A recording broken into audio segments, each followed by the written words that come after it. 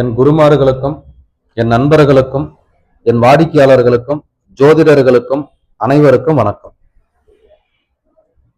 இந்த பதிவில் நம்ம என்ன பார்க்க போறோம்னா, ஜாதக திருமண பொருத்தம் பார்க்கும்போது கவனிக்க வேண்டிய முக்கியமான பாவகங்கள் 3ஆம் பாவம், 7ஆம் பாவம், 11ஆம் பாவம். அதாவது இதுக்கு ஜோதிடத்துல காம திரிகோண ராசிகள் அப்படின்னு ஒரு பேர் இருக்கு. ஜோதிடத்துல காம திரிகோண ராசிகள் சொல்லக்கூடிய பாவம் 3ஆம் பாவம், 7ஆம் பாவம், 11ஆம் பாவம். அப்ப இந்த 3, 7, 11ஆம் பாவம் திருமண வாழ்க்கையில ஒரு எதிர்பாராத மாற்றத்தை உருவாக்கக்கூடிய பாவம். மாற்றம் அப்படின்னா நல்ல விதமான மாற்றமா இருக்காது, கண்டிப்பா கெட்ட விதமான மாற்றமா தான் இருக்கும். என்ன மாதிரியான மாற்றம் எதிர்பார்க்குது அப்படின்னா, காமத்திரிகோண ராசிகள் அப்படின்னு சொல்லக்கூடிய 3ஆம் பாவம், 7ஆம் பாவம், 11ஆம் பாவ அதிபதிகள் தன் லக்னத்துக்கு ஏதேனும் ஒரு இடத்துல இணையும் போது தன் வாழ்க்கையில ஒரு வாழ்க்கை இருக்க, ஒரு மன வாழ்க்கை அமைய, இன்னொரு திருமண வாழ்க்கையை ஏற்படுத்திக்கக்கூடிய பாவம் 3ஆம் பாவம், 7ஆம் பாவம், 11ஆம் பாவம். இந்த 3ஆம் பாவம், 7ஆம் பாவம், 11ஆம் பாவம் அப்படின்னா 3ஆம் பாவத்துக்கு போகஸ்தானம் அப்படின்னு ஒரு வார்த்தை இருக்கு, வீரியஸ்தானம் அப்படின்னு ஒரு வார்த்தை இருக்கு. மாற்றம் எதிர்பார்க்கிறது, ஒரு விஷயம் இருக்கு, இன்னொரு விஷயத்தை மாத்திக்கிறது அப்படிங்கிறது 3ஆம் பாவம். அப்போ போகம், மாற்றம், வீரியத்தை குறிக்கக்கூடிய 3ஆம் பாவம் 7ஆம் பாவத்தோட தொடர்பாகும் போது, 7ஆம் பாவங்கிறது திருமண வாழ்க்கை. அப்போ ஒரு திருமண வாழ்க்கையில ஒரு மாற்றத்தை எதிர்பார்க்கிறதோ அல்லது ஒரு மன வாழ்க்கை இருக்கு, இன்னொரு மன வாழ்க்கையோ ஒரு நட்பையோ தேடிக்கிறதோ இந்த 3ஆம் பாவம், 7ஆம் பாவம். அதோட 11ஆம் பாவம் தொடர்பாகும் போது அது தன் ஆசைக்காக ஏற்படுத்திக்கக்கூடிய பாவகமா மாறுது. அப்போ ஒரு ஜாதகத்துல 3ஆம் பாவம், 7ஆம் பாவம், 11ஆம் பாவம் தொடர்பு, அந்த 3 அதிபதிகள் ஏதேனும் ஒரு இடத்துல சேர்க்கை இல்லாம இருப்பது நல்லது. அதுல கிரக சேர்க்கையே இருப்பது அல்லது ஒருத்தருடைய நட்சத்திரத்துல இன்னொருத்தர் போய் நிற்பது. 7ஆம் அதிபதியோட நட்சத்திரத்துல 3ஆம் அதிபதி, 3ஆம் அதிபதியோட நட்சத்திரத்துல 7ஆம் அதிபதியோ 11ஆம் அதிபதியோ இருப்பது. அப்படி ஏதேனும் ஒரு வழியில சார தொடர்பாகவோ கிரக சேர்க்கையாவோ இருந்தா அவர்களுக்கு ஒரு வாழ்க்கை இருக்கு, இன்னொரு வாழ்க்கை ஏற்படுத்திக்கக்கூடிய சூழ்நிலை கட்டாயம் உருவாக்கு. ஒரு உதாரணம் சொல்ல போனா ஒரு சிம்ம லக்னம் அப்படின்னு வச்சுக்குவோம். இந்த சிம்ம லக்னத்துக்கு 3 கூடியவன் சுக்கிரன், 7ஆம் அதிபதி சனி, 11ஆம் அதிபதி புதன். அப்போ ஒரு சிம்ம லக்னத்துக்கு சுக்கிரன், சனி, புதன் இந்த 3 பேருடைய கிரக சேர்க்கை நட்சத்திர ரீதியாவோ கிரக ரீதியாவோ தன் லக்னத்துக்கு ஏதேனும் ஒரு பாவத்துல இணையும் போது கண்டிப்பா அந்த கிரகங்களுடைய கூட்டு தசா புத்தி வரக்கூடிய காலத்துல சனி தசை புதன் புத்தி சுக்கர அந்தரம் அல்லது சுக்கர தசை புதன் புத்தி சனி அந்தரம், இப்படி ஏதேனும் ஒரு கூட்டு தசா வரக்கூடிய காலத்துல அவர்களுக்கு ஒரு வாழ்க்கை இருக்க, இன்னொரு வாழ்க்கையை தேடி கொள்ளக்கூடிய சூழ்நிலையை கண்டிப்பா உருவாக்குது. அப்ப அது எந்த மாதிரியான இடத்துல அந்த சூழ்நிலையை உருவாக்குதுன்னா, அந்த 3 கிரகங்கள் எந்த பாவத்துல சேர்ந்தது. ஒரு 10ஆம் பாவத்தில் இருக்குன்னா, ஒரு 10ஆம் பாவத்தில் இருக்குன்னா ஒரு வேலைக்கு போகக்கூடிய இடத்துல, ஒரு 7ஆம் பாவத்தில் இருக்குன்னா ஒரு நண்பர்கள் வீட்டுக்கு போக வரக்கூடிய இடத்துல, ஒரு 5ஆம் பாவத்தில் இருக்குன்னா எதிர்பாராத ஒரு காதல்.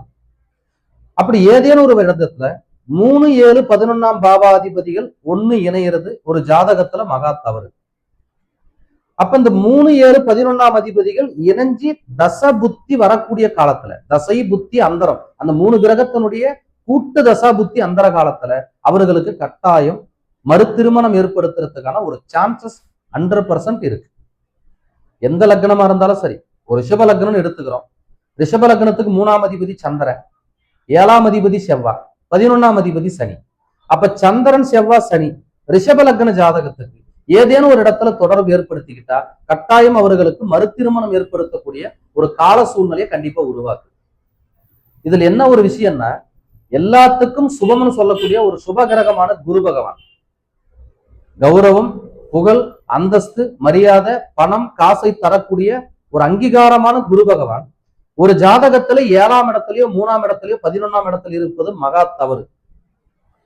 ஏன்னா 3ஆம் இடத்துல இருந்தாலும் 7, 11ஓட தொடர்பு இருக்கும். தன்னுடைய பார்வையில குரு 7, 3, 11 நின்று தன் பார்வையால 3, 7, 11ஆம் பாவத்தை கண்டிப்பா இணைப்பார்.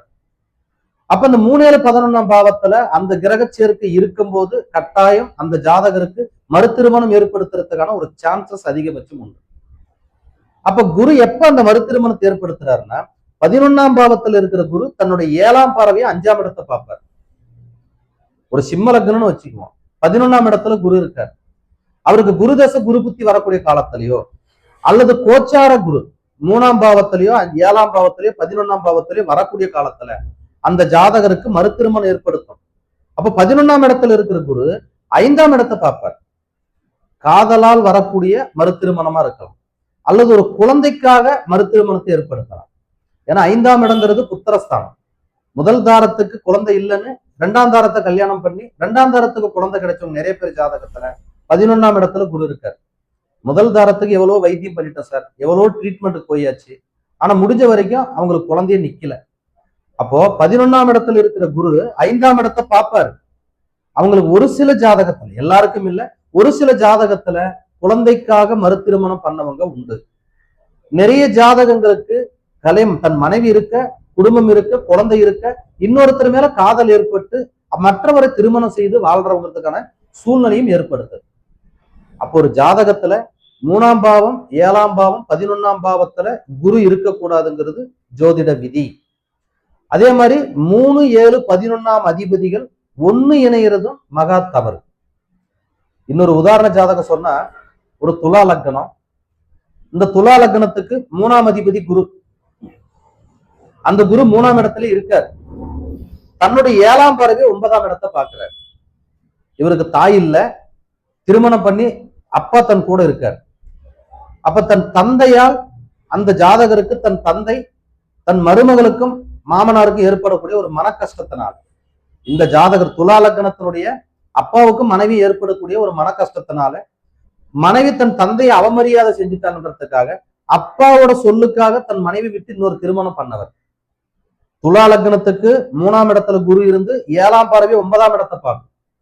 அப்ப அந்த 9ஆம் இடத்தை தொடர்பு கொள்ளும் போது குருவுடைய நேர்பார்வையில் இருக்கக்கூடிய பாவகம் அவர் மறுதிருமணம் பண்றதுக்கு ஒரு முக்கிய காரணமா இருக்குது.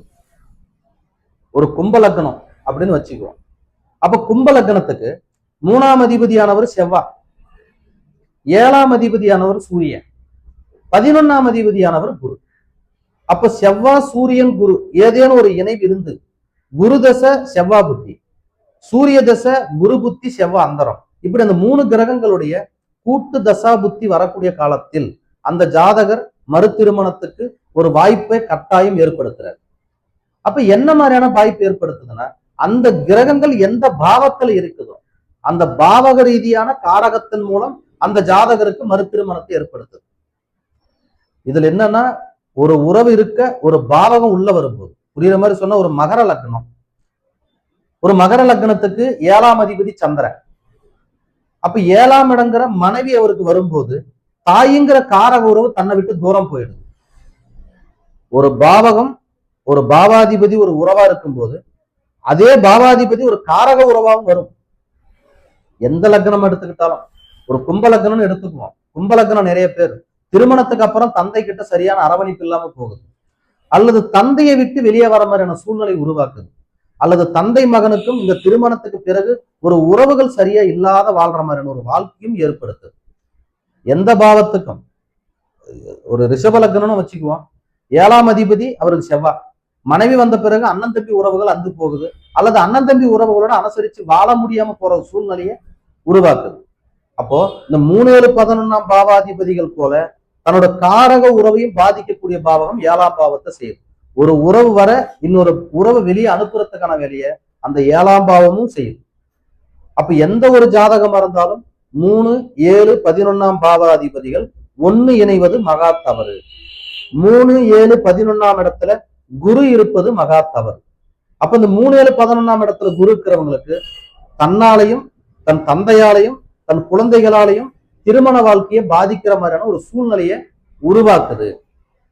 அது உங்க ஜாதகத்துல அந்த கிரக அமைப்பு இருந்தா கவனமா இருக்கணும். அந்த உறவுகளால் ஏதேனும் ஒரு பாதிப்போ ஒரு மன வருத்தமோ வரும்போது அதை விட்டு கொடுத்து வாழ்றதுக்கான மனப்பக்குவத்தை நம்ம ஏற்படுத்திக்கணும். ஜோதிடம் என்பது பயம்புறுத்துவதற்காக இல்லை, ஒரு எச்சரிக்கை தான். ஒருத்தருக்கு 11ஆம் இடத்துல குரு இருக்குது, அவங்களுக்கு கருத்தரிச்சு குழந்தை பிறந்த நாள் முதல் கணவன் மனைவிக்குள்ள ஏதேனும் ஒரு மன வருத்தம் ஒரு மன கஷ்டம் உருவாகுது அப்படின்னாவே அந்த மன கஷ்டம் மன வருத்தத்தை விட்டு கொடுத்து போறதுக்கான மனப்பக்குவத்தை நம்ம வளர்த்துக்கணும். அந்த இடத்துல இருந்து தன்னை மாத்திக்கிற மாதிரியான மனப்பக்குவத்தை வளர்க்கும் போது அந்த பிரிவினையே தடுக்க முடியும். அதுக்குதான் ஜோதிடம். ஜோதிடம் பயம்புறுத்துவதற்காக அல்ல, யாரையும் பயம்புறுத்தும் நோக்கம் ஜோதிடம் இல்லை. அது ஒரு எச்சரிக்கை. அப்ப இப்படி இருந்தா இப்படி இருக்கணுங்கிற ஒரு எச்சரிக்கைக்காக தான் ஜோதிடம். அப்ப எந்த ஒரு லக்னமா இருந்தாலும் அந்த லக்னத்துக்கு 7ஆம் இடம்ங்கிற திருமணம் ஆகும்போது அந்த ஆப்போசிட் உறவையும் நம்ம கவனமா கண்காணிக்கணும். ஒரு மீன லக்னம்னு எடுத்துக்குவோம். 7ஆம் இடங்கிற திருமண அங்கீகாரம் ஒருத்தருக்கு மீன லக்னம் கல்யாணம் ஆன பிறகு தனக்கு இளைய சகோதரிகள் உறவையோ அல்லது தாய்மாமன் உறவையோ அல்லது நல்ல நண்பர்களையோ வெளியாக்குறதுக்கான சூழ்நிலையை அது உருவாக்குது. எந்த லக்னமா இருந்தாலும் தனுசு லக்னத்துக்கும் மீன லக்னத்துக்கும் ரெண்டுத்துக்கும் இது பொருந்தும். எந்த லக்னமா இருந்தாலும் இப்ப மேச லக்னம் அப்படின்னு வச்சுக்குவோம். ஒருத்தருக்கு சுக்கிரன் 7ஆம் அதிபதியும் கலத்தர காரகனா வர்றாரு. உறவுல பார்த்தா அக்கா அத்தங்கிற உறவுகள் வருது. நிறைய மேச லக்னத்துக்கு திருமணமான பிறகு அத்த உறவுகளோடையோ அக்கா உறவுகளோடையோ பெரியம்மா உறவுகளோடையோ எந்த விதமான வரவு செலவும் உறவும் இல்லாம வெளியே வாழ்றாங்க. அப்போ ஒரு ஜாதகத்துல 3ஆம் பாவம் 7ஆம் பாவம் 11ஆம் பாவம் கிரக சேர்க்கை ரொம்ப டேஞ்சரானது. அப்ப அந்த 3 7 11ஆம் பாவாதிபதிகள் கிரக சேர்க்கை இருக்குதுன்னாவே திருமணம் பொருத்தம் பார்க்கும்போது ஆப்போசிட் நபருடைய ஜாதகத்தை பலமா இருக்கிற ஜாதகமா இணைப்பது நல்லது. அல்லது அந்த தசாபுத்தி அந்தரங்கள் தற்காலிகமா வருதான்னு பார்த்து நம்ம இணைக்கிறது ரொம்ப நல்லது. 3 7 11ஆம் இடத்துல குரு இருந்தா குரு தசை தற்காலிகத்தில் ஏதாவது வருமா, அல்லது குரு புத்தி கல்யாணமாகி ஒரு 7 8 வருஷத்துக்குள்ள ஏதாவது வருதா, அந்த குரு புத்தி வரக்கூடிய காலத்திலையும் கோச்சார குரு வரக்கூடிய காலத்திலையும் ரொம்ப கவனமா இருந்து கையாண்டா திருமண வாழ்க்கையில பிரிவன் இல்லாம வாழ முடியுங்கிறதுக்காக தான் இந்த பதிவை நான் போட்டுட்டு இருக்கிறேன். என்னிடம் ஜாதகம் பார்க்க விருப்பமுள்ள நபர்கள் உங்க கேள்வி ஏதேனும் இருந்தா எனக்கு வாட்ஸ்அப் நம்பருக்கு உங்க ஜாதகத்தை பதிவு பண்ணிட்டு உங்க கேள்வியை பதிவு பண்ணலாம். நீங்க எங்கிருந்து பேசுறீங்கன்ற உங்க விவரத்தையும் பதிவு பண்ணலாம். பதிவு பண்ண 2 நாள்ல உங்க கேள்விக்கு கட்டாயம் பதில் கிடைக்கும். ஜாதகம் பார்க்க நேரில் வரக்கூடிய நபர்கள் முன்பதிவு பெற்று வருவது காலம் சிறந்தது. நன்றி, வணக்கம்.